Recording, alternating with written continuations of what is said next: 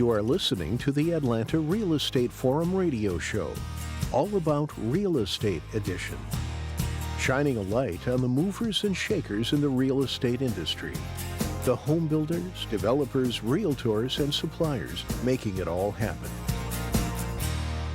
Good afternoon. Welcome back to Atlanta Real Estate Forum Radio's All About Real Estate edition. I'm your host, Carol Morgan, and I'd like to give a shout out to our sponsor, Denim Marketing. Denim is the market leader in home building and real estate for creating quality original content for public relations, social media, marketing campaigns, blogging, and more. Well, today I am pleased to do two things, actually. One, to kick off our Legacies of Real Estate series, and then to also welcome a very dynamic lumberman to the show. You could say that he has sawdust in his blood. I'm very fortunate to be joined today by Jon Vaughan, formerly of Brand Vaughan and all of that fame. So it's going to be a really fun conversation. Let's just, I guess just kick it off. Jon, did you always play with Lincoln logs and blocks? And did you just grow up, loving lumber? Well, first of all, thanks for having me. I'm excited to be a part of this. The legacy piece is something we've talked a lot about in our company and our family. So glad to be a part of it. Yeah, absolutely. Yes, absolutely. I got a picture of me with my grandfather, Cy Vaughan, who was actually the founder of Brand Vaughan. He gave me a Fisher-Price lumber load kit when I was probably 4 years old. And so the picture is just so funny that I was the only one. I have an older sister, two younger brothers. I'm the only one that stayed in the business. Wow. For any period of time. And so looking back on that and having that Fisher-Price set, I ended up buying one on Etsy that matched what I got when I was 3 or 4 years old. But yeah, so it's always been part of who I thought I was going to be and part of what I've done. It's kind of interesting that you're the only one of three that got involved in the business. I mean, why do you think that is? Well, so part of my dad was an only child. And so the transition from generation one to generation two was relatively straightforward because my grandfather had a partner. His name was R.L. Brand. That's the Brand and Brand. Vaughan. Okay. Like Brand of Vaughan. There was a Brand family. And he had two kids. One is an orthopedic surgeon in Augusta, and the other one married an ophthalmologist and moved down to Valdosta. So they were just never going to be a part of the business. And my dad was an only child. He actually went to law school, passed the bar, had a job. Wow. Decided to come back because Mr. Brand was kind of leaving the business, and that was his entree into the business. So my dad saw that clean transition from one generation to the next and said, all right, how do we do this well? And he was very intentional. And so what he told us as kids was, we'd love for you to be a part of the business. If you are so gifted and you so desire, you're not forced to be a part of this. Right. But in order to kind of prove out that you're something that you're interested in and have the talent for, is you need to go work outside of the business first. And if you go work outside of the business, you get the opportunity to come back and be a part of the business. So I went and worked at Georgia Pacific, which became Blue Links, and got promoted twice. That was kind of the deal too. You got to go get promoted, not just hold a job.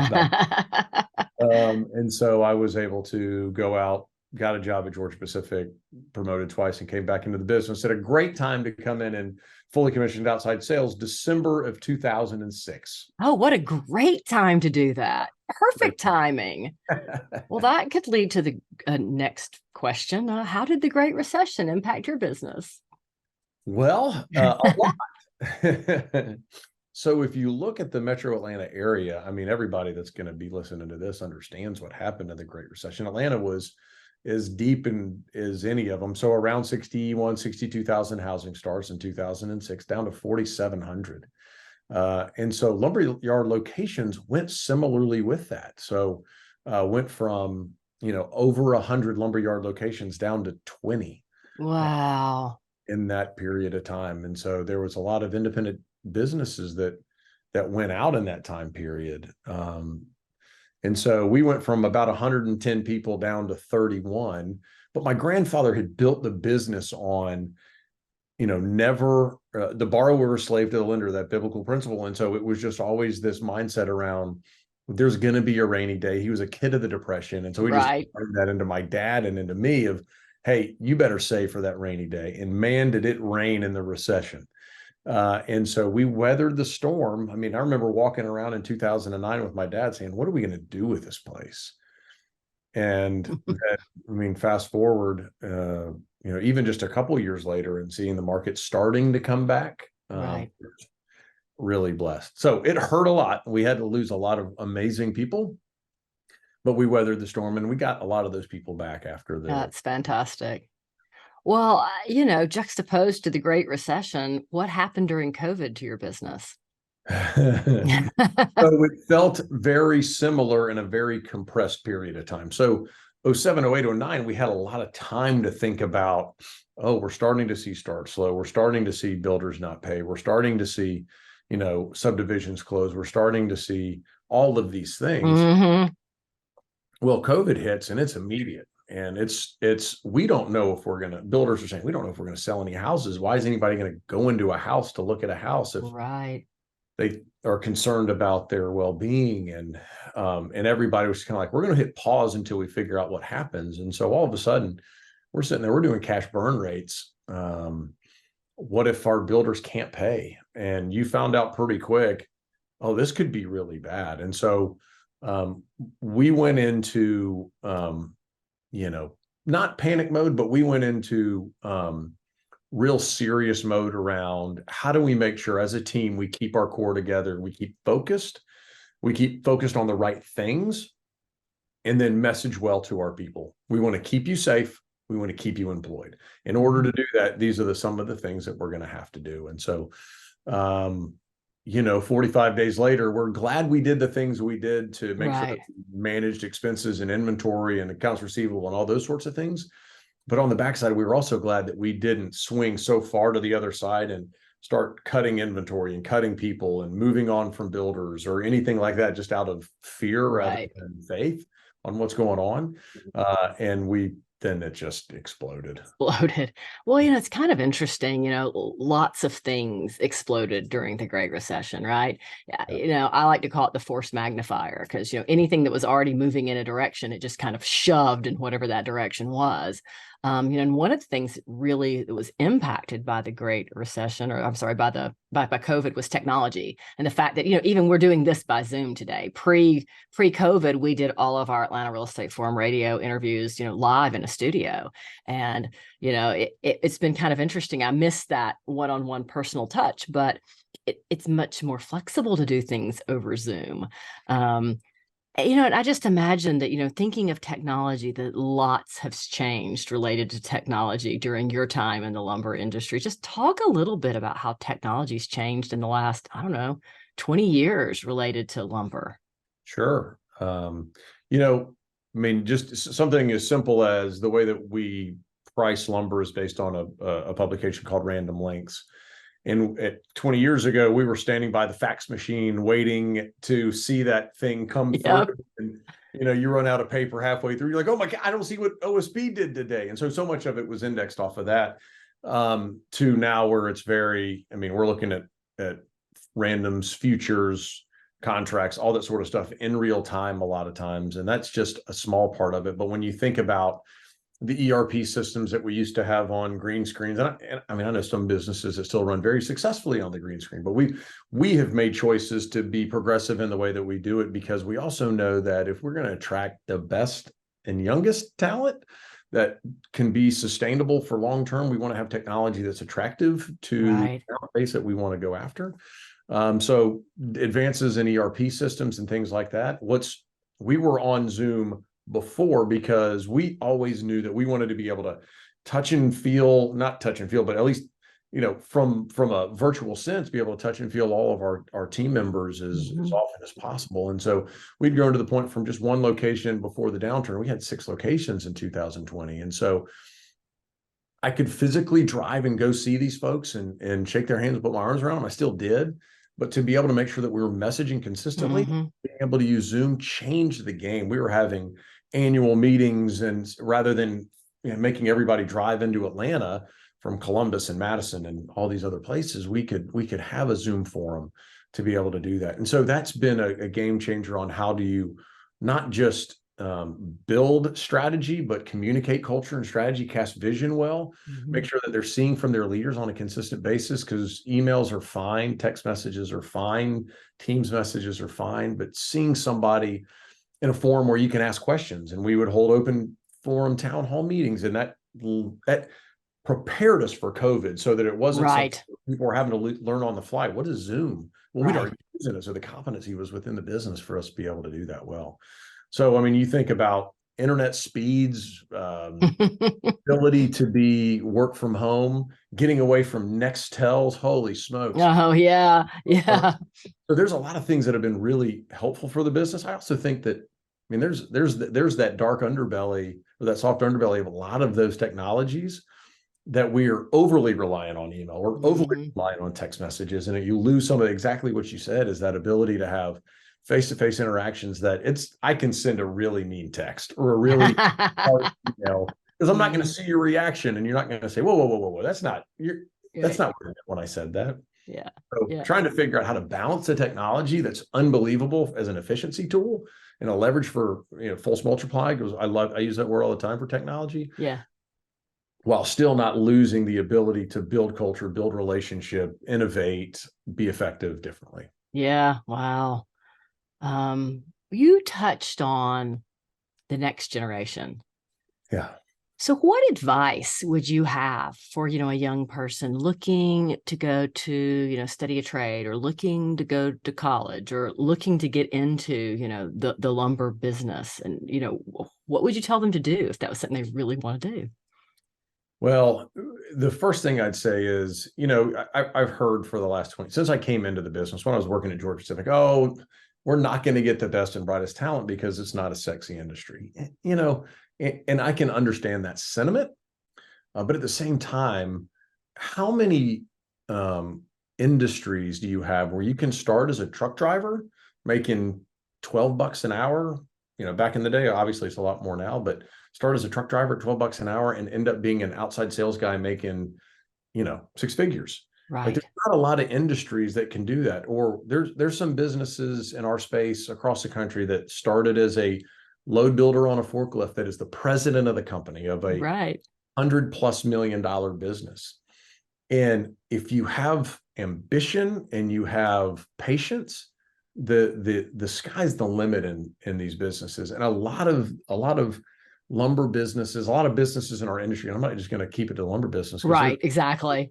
That, of folks that that build great cultures, that take care of their people, that build opportunity. And so if you're a young person thinking about getting into the industry, it's not always necessary that you go to college. I don't think college is for everybody. I think it's for a lot of people. You can learn incredible things if you want to be in finance, if you want to be in accounting and all these sorts of areas that need that formal education. I think it's fantastic. You learn a lot about yourself. You learn a lot of skills through that. But if you're somebody that says, I don't really know what I want to do, you can go to school later, get into a trade school, learn a trade, get into the industry, understand where you want to go. And the opportunities are unbelievable in this industry with some really great people too. Absolutely. Now, I noticed what I think is a diploma behind you. Oh, yes. That's the Bulldogs. That's what I thought. So what did you study at UGA? So I was a business management major at the University of Georgia. I was third generation dog. Go Dogs. Go Dogs. Okay. So yeah. So you studied business. So yeah. I did.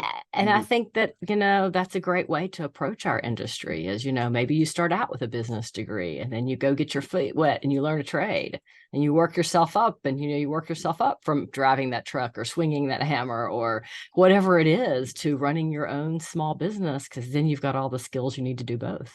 Absolutely. I think that's great advice. So, yeah, well, I'm the parent of a child who went to school and majored in history and has a fantastic degree in history. And after he got out, thought about master's programs and this, that, and the other. And he's now worked as a plumber for the past 2 years and loves it.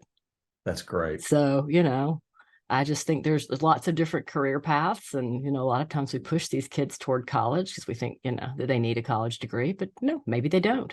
Or maybe they need both. And that's exactly. And maybe you need experience before you determine what are you going to go study? Because it's probably great that he's got a history degree and there's a lot of things that he'll be advantaged by it. Oh, But you may absolutely. look in retrospect and say, hey, I might have rather have done finance or accounting or. Right. No, he will never say that. That he'll never say. Well, talk a little bit about, I guess talk a little bit about Brand Vaughan and, the kind of all the different transitions you've been through. And I mean, now you've transitioned basically into retirement, which I'm very jealous of, but just, talk a little bit about the last, few years. Sure. Yeah. So as I said, we're a third generation building material supply business that my grandfather started in 1946 with RL Brand. And so we had just grown the business. We got through the downturn, the Great Recession of 2007, 8, 9. And as we grew the business back after that, we started expanding our reach. We really were a metro Atlanta business. And as we grew, we opened up a location in Columbus, Georgia. We opened up a place in Madison, Georgia. And then, Tucker's kind of our main hub. And so when we moved the HBA from Tucker over, it really hurt my feelings. Nobody. But so Tucker's our mainstay. We have a place in Cumming and Lithonia and Peachtree Corners as well. And so as we just grew, we continued to just add different services, whether it was installed services for builders, whether it was trusses, a door shop. And so really what we had grown to over time was the ability to service product, to deliver products and services to professional home builders and contractors. And we have an unbelievable team. And so as we grew that, what we also knew was that in order to continue to add relevancy and growth and things like that, that is me and my dad being able to finance the growth and finance the ability to also keep the right talent. We talk about the young talent, so much young talent wants to see opportunity. And me as president of Brand Vaughan Lumber Company, there was a cap for most anybody else that was in our system that, you could be a VP or a senior VP or executive VP or however we wanted to term it. But as president, that was kind of the cap. So we went looking for a partner that was going to do something that helped maintain our culture, maintain our name and our brand, and then also give opportunity for the business to grow and our people to grow in their careers and their opportunities. And so we joined USLBM. LBM is Lumber and Building Materials in 2021, July 1st of 2021. And so there's 54 different businesses across the U.S. that are part of USLBM's portfolio of companies. It's backed by Bain Capital, so well-funded to be able to grow. And they've helped us open up that trust shop. They help us improve our benefits for our team, and all those sorts of things. And so we've been able to continue to scale. So as we've done that, we've also started to add different pieces of the Metro Atlanta market that were part of USLBM's portfolio. So BSA was one, North Georgia Building Supply and Georgia Truss. So now we have this portfolio in Atlanta that we can continue to grow our geographic footprint, but also our services to our builders. And so that's fantastic.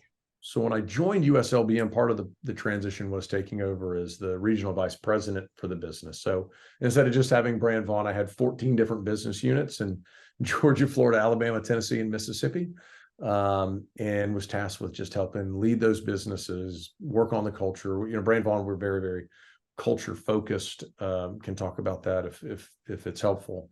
But to kind of take that kind of mindset to these other businesses and the ability to help them scale and grow and improve their cultural bottom line and financial bottom line.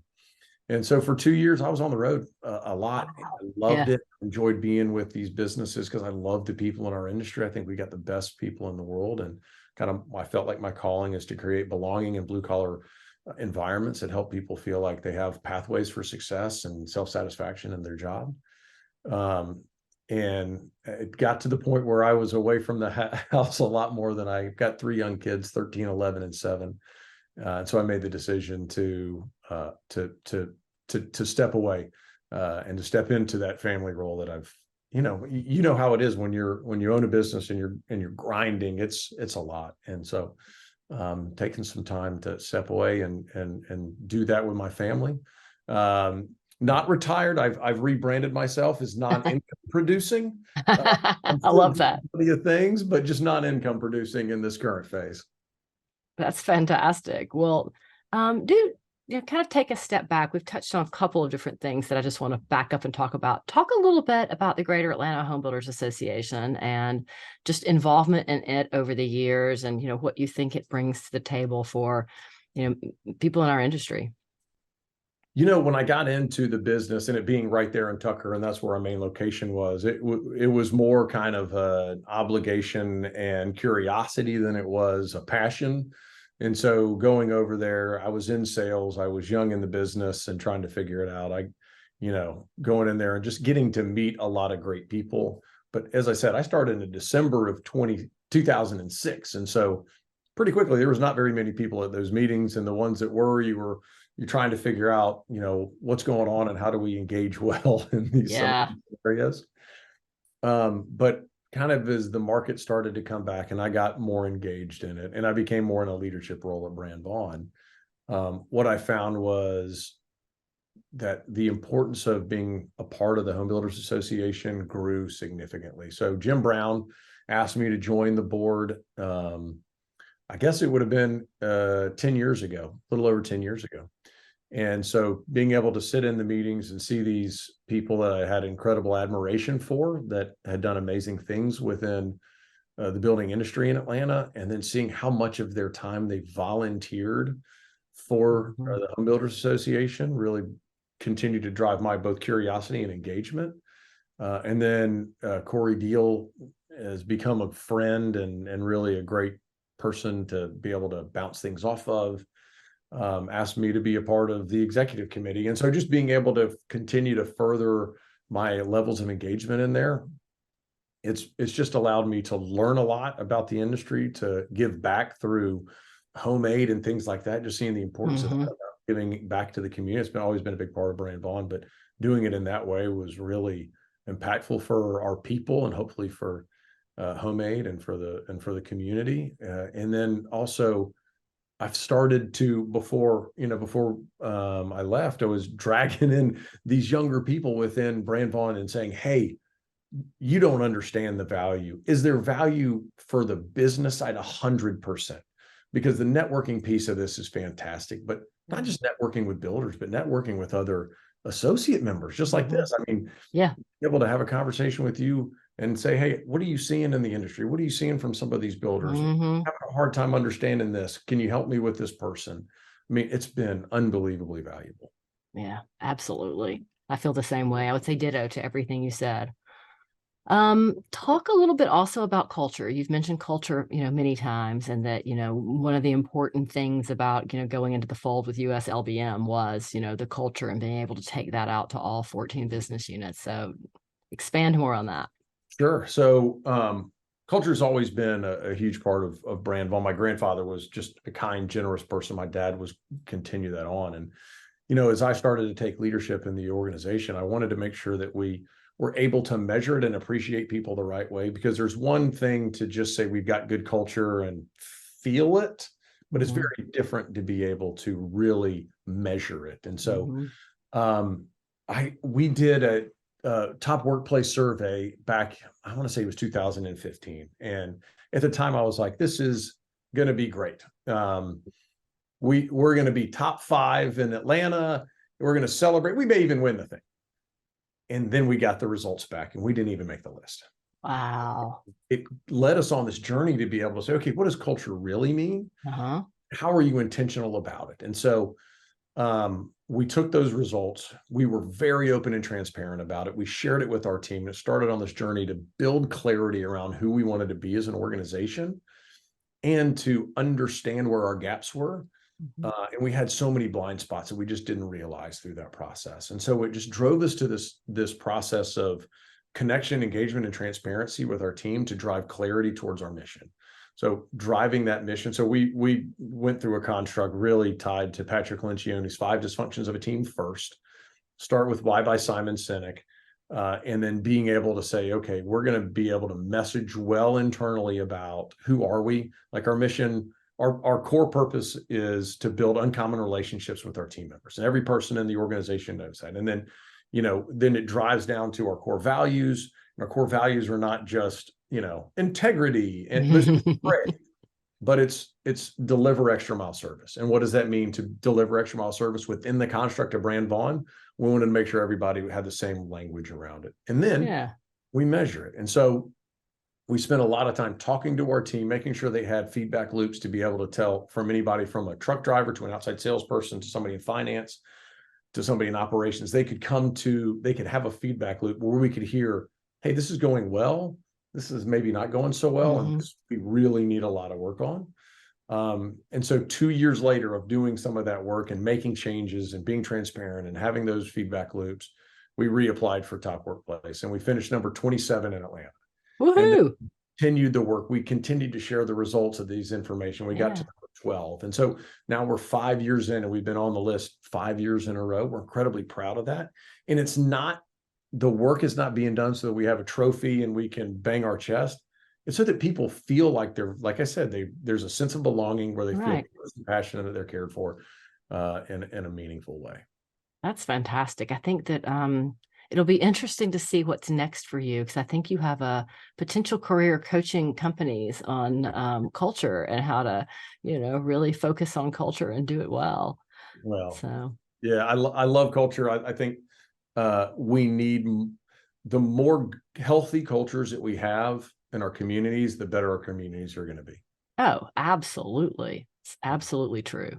So I want to kind of back up and ask one more question. So growing up in the business, did you find yourself at the lumberyard a lot? I mean, did you, were you sweeping floors as a child? What did those summer jobs and after school jobs look like?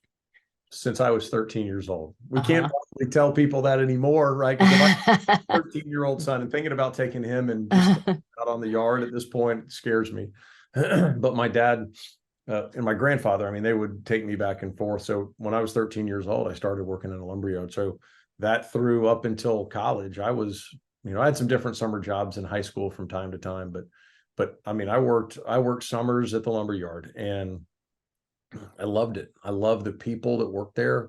I love their passion and their work ethic. I love their just how loyal they can be and how just humble, salt of the earth, salt and light type people. I remember my first day. I'll tell you a quick story that kind of tells you about both the industry and then my grandfather.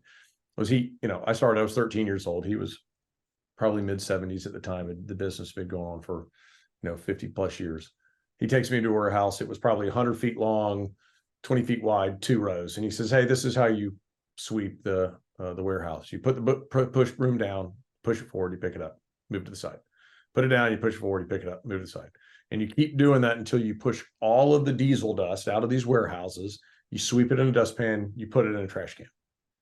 I'm like, oh my gosh. So I do that first side. It takes me probably an hour and a half to do it. You see the brush strokes all the way through. It's beautiful. It's clean. I grab my quarter. I go get a Coca-Cola from the machine and I'm walking back. A quarter, huh? You're starting to date yourself here. No? So I go back. I'm going to go do the other side. And I see a leaf blower. I'm like, oh my gosh, this is so much easier. I'm going to teach him about innovation. Oh no. I grab the leaf blower, I blow that thing out and I'm done in 5 minutes. I go out and say, hey, I'm done. He goes, you did it wrong. You need to go, let's go look at it. He's like, this side's perfect, the brush strokes, but this side, what happened? I was like, oh, I found a leaf blower. I blew it off. It was so much faster and easier. He goes, okay, well, you blew diesel dust on all of our product. So now you see 4 stacks of finished trim wood that's going to be going to somebody's home. Do you think you'd want diesel dust all over your product? So now, not only do you need to come back here and sweep this off, you have to sweep 4 levels of cantilevered rack trim off stack by stack. So it took me the rest of that day to clean that one. Wow. And it just taught me there's room for innovation everywhere, but there's some tried and true methods that you better understand before you try to innovate. Well, it's the why. Why do I have to do it that way? Right. And you would have done it that way if you'd known the why from the beginning. That's right. But yeah, it's so interesting. Gosh, what a great story. Well, so obviously you were out at the lumberyard floor as a 13-year-old. What, do you have any anticipation or expectations that your kids might be getting involved in the industry in some way, shape, form, or fashion? Or yeah, it's interesting. It's to think about at 13, I felt like that was something that was going to be part of my life. When my kids, I don't know what their path is going to be. I want to give them opportunity to try it. Yeah. That's why you never burn bridges. I left under good terms, have great relationships still with our team. And so if it's something that they want to try, I can promise they'll have the opportunity. And I'll give them, I want them to learn the work ethic that I had the fortune of learning. I didn't think it was fortunate at the time. 14 and a 95-degree July day, sweeping out a warehouse. But I want them to learn that because it served me well for my life. I want them to be able to learn that. Yeah. But be open-handed with what does the opportunity look like for them. Absolutely. So thinking back on your career to date, because clearly you're not done yet, but what are you most proud of? I would say the thing I'm probably most proud of is, we were always at Brand Vaughan as a family, we were very philanthropic and involved in our community. And we'd give opportunities to our teams for it. But in 2016, I said, we're a 70-year-old company. And we have 30 years until we're 100 years old. Mm-hmm. So through kind of talking through this and thinking through this and dreaming through what does good culture look like, this was kind of in the midst of our cultural change. I said, all right, I want to build a program called 100 Families in 100 Years. So by the year 2046, we're going to have 100 projects that we do within our community that helps impact families in need within the community. Oh, I love that. And so what started is, I was like, I don't know who's going to show up at Brand Vaughan, but the goal was, hey, we're not just going to give money to an organization. Right. That doesn't feel like we're really engaging with our community. We're going to do a time, talent, and treasure type scenario where we're helping these organizations with unbelievable talented people that we have. We're going to give them time that sometimes they just is such a deficit for some of these nonprofits. And we're going to come alongside them with resources to help hopefully pay for some of their programming. And it's been unbelievable to see how the team rallied around it. I thought it may be me and my dad and 2 other people. The flywheel is going at such a pace now that I'm not there. And they continue to do these 100 Families in 100 Years programs with great organizations like Homemade Atlanta, like the Atlanta Mission, like Must Ministries in Columbus with Open Door Community House. And it's just, that's probably what I'm most proud of, is that they continue this mission of engaging in the communities, understanding that we're blessed beyond measure. And so that how do we give back to these communities who have given so much to us? Yeah, that is fantastic. Now, have you, I know that Brand Vaughan's still very actively involved in Homemade from, a Care Days standpoint and from all the different projects that go on. Have you also served on the board of Homemade? I have not. I have not. Oh, well, so that might be a good what's next too, huh? Yeah, I love nonprofit board work. So yeah, that's fantastic. Well, what haven't I asked you that I should have asked you? Oh, that's a hard question. There's the pantheon of all things that could be there's a lot of things I could get myself in trouble at. I would just, maybe the one thing that I would add, maybe not, that hasn't been asked, but I'm so grateful for the community of people that I've been able to meet through time. Do I have competitors in the market? Yeah, I did. And do I have people that at times I was upset with? Yes. But I'd get to the Home Builder Association and these competitors, at every single other competitor I had in the market, they'd shake my hand, they'd give me a hug, they'd say good luck. Mm-hmm. And even in the hardest of times, I believe the best in people, and especially in our industry, that at times can be really harsh and cyclical, that people continue to care for one another, that they have integrity, that they work hard, that they're even if they're not doing the right thing necessarily, or in my book, that they're doing it for the right reasons in almost every case. And I'm just grateful to be in an industry for my entire life that's been like that. Yeah, absolutely. That's a great final thought. Well, for our listeners who might want to get in touch with you, is there a way they can reach out to you if they have questions or suggestions on your next job? Yeah, absolutely. Oh, yeah. I've got a lot of suggestions from a lot of people. LinkedIn's probably the easiest way. I'm pretty easy to find. No, everybody misspells my name, but it's Jon instead of JOHN. It's VAUGHAN. So LinkedIn's probably the best way to get a hold of me. I'm on there pretty regularly, and I'm just great. I love that community. Yeah, fantastic. So Jon Vaughan is JON VAUGHAN Vaughan. So 2 opportunities to misspell it. Make sure you get it right. You can find him on LinkedIn. And with that, I'm going to say huge thank you for joining me and being our first legacy.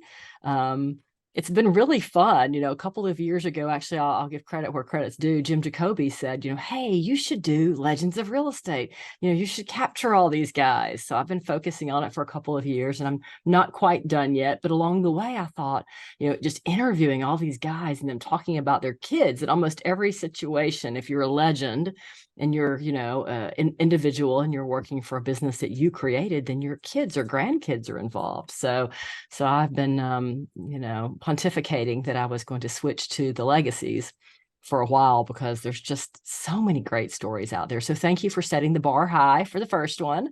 Everybody that follows have to live up to this interview, which is by far, I think, going to be a milestone that will be hard to reach. But so thank you for joining me.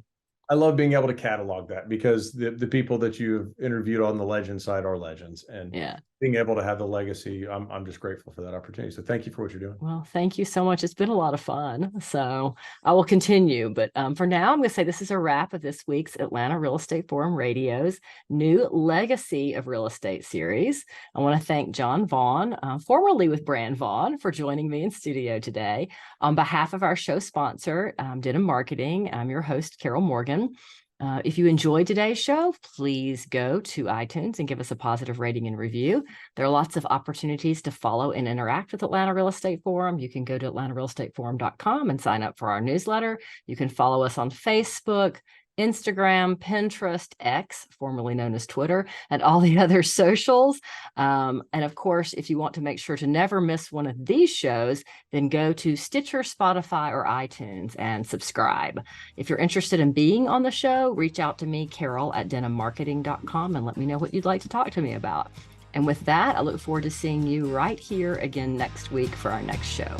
Atlanta Real Estate Forum Radio is made possible by Denim Marketing, the publisher of Atlanta Real Estate Forum, Atlanta's favorite source for real estate and home building news. Denim Marketing is a comfortable fit, like your favorite pair of jeans. Denim Marketing tailors marketing strategies to meet your specific needs and niche. Try them on for size. They will work to create a perfect fit for your company's marketing program. Call them at 770-383-3360 or send an email to info@denimmarketing.com. For more information on Atlanta Real Estate Forum Radio or to inquire about being a guest, contact info@atlantarealestateforum.com.